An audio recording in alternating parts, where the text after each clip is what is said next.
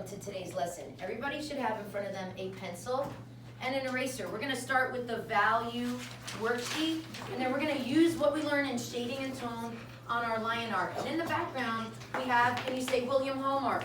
William Hallmark. William Hallmark. I have his slideshow going because he's amazing at lions, and he's a Christian artist who uses the book of Revelation to show some really amazing lions. All right, so you're going to get your pencil to start with.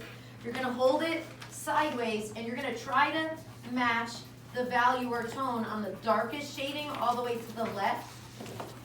And you could use circularization, cross-hatching, any of your favorite tone or shading techniques.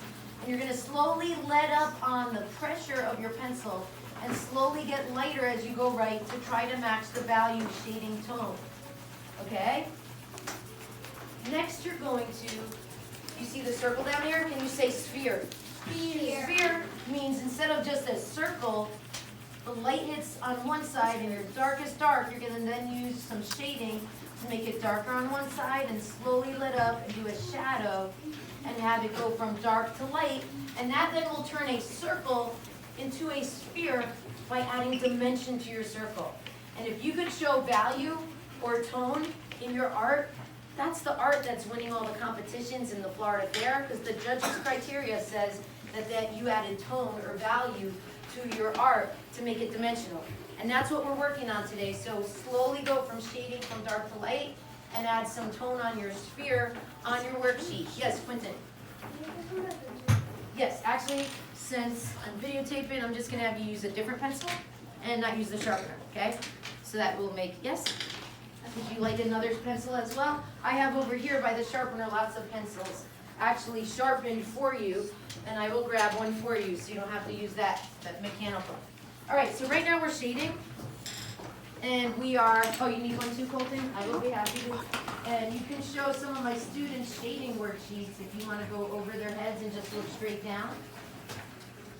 Because these guys already have learned with me how to use tone. So this is a practice sheet, as you can use one side, you don't need two sides, okay? So next, as you're working on your value or tone, make sure your name is on it. And as you're working on it, at your own pace, look at the steps how to draw a lion. I'm going to now teach you step by step how to draw a lion. You should all have white paper within your reach. And we're going to do it in pencil, okay? So the step one is the eyes. Okay, so as you're ready, go to that, and then you can go back to your value or your tone worksheet to get practice. Okay, I'm going to try to do a really big lion and really big eyes, as I would like for you to slow down on the features of the face.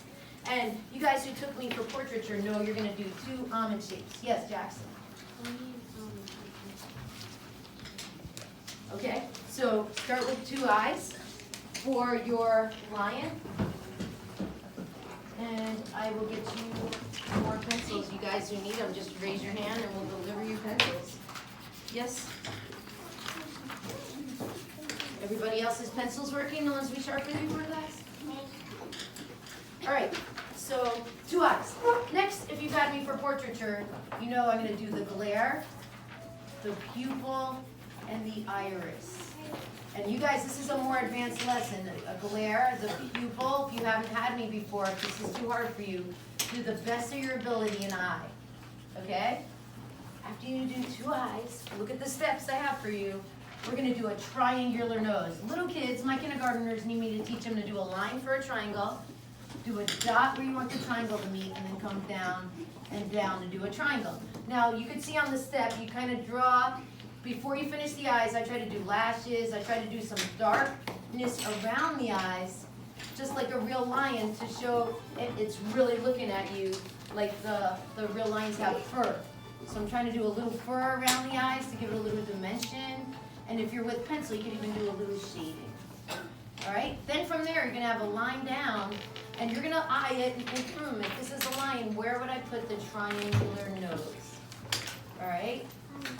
Then when you're on your triangular nose, you can see the next step 3 is where I have the line down, and I try to make my lion happy. Because we're the Lakeside Lions, you can make your lion tough, he doesn't have to smile, but that line down, just like when we drew dogs or cats, just like when we studied Romero Grado pop art, that there's a line down and there's a mouth, okay? I try to have the dots because he's got some whiskers. These guys are called the big cats. Tried a little shading on the triangular nose. Then, instead of a tongue hanging out like with the Romero Brito dog, I'm just gonna do his chin, and I'm gonna start like this with some of the bird. You can see that on step 4 and 5. Okay, so Carly, you listening? What to do? Excellent. All right, so here we are, step 4, and you have the steps in front of you. Step 4 shows now, we're gonna do the top of the head and the 2 ears. Now these ears we're gonna cover with some of the fur, but I'm gonna teach you how to do this, step 4. And that's going from the side of the face, right where the eyes are, and bringing the shape of the lion head down to the chin. And once you shaped it, this is where you're gonna spend the most amount of time on the lion. And you can see it right here on step 5, where you go like this. And if I could get you guys to spend time on your art, and that's why I only wanted pencils available today, I'm not gonna stop like that. I'm gonna, if you look at the example, spend a little longer doing a lot of little lines, add some cross-hatching, add some shading with the lion's mane, not stopping at kindergarten level like this. And even my kindergartners now, who are only able to use a pencil today, along with the lesson, right, are able to spend a little longer adding, can you say layering? Layering, and you're gonna add another layer. Which side looks more realistic? The side I added another layer of whiskers, or that side? The look, right? And so this is what we're gonna slow down, and why I only have pencils available today. So we're the Lakeside Lions. We're gonna spend a little longer on the mane, the fur, and layering today. Then tomorrow, we're gonna be drawing a still life pumpkin. And then by the end of the week, we're gonna go outside and do what's called plein air. Can you say plein air? Plein air. Plein air is a French term that Monet Van Gogh used for meaning going outside to do art. And I'm gonna have some props from home, which include some stuffed animals, a pumpkin, and if I teach you how to do a lion, you can add a lion in your art if you're feeling confident in it. Just like we did with the dog, I'm going to show you the same way to do the legs. Just from the shoulders down, 2 legs for the body. That's all you need to do, and if you're confident enough, you could do even the tail. All right? Am I done with my mane? No. No, excellent. So you can see, this is what we're going to spend a really long time in, spending time shading in the mane, adding details, a little more fur, looking at what I printed out for each of you, and hopefully showing inspiration by William Hallmark, who spent much longer doing layering on his lion. All right? I think Ethan has an excellent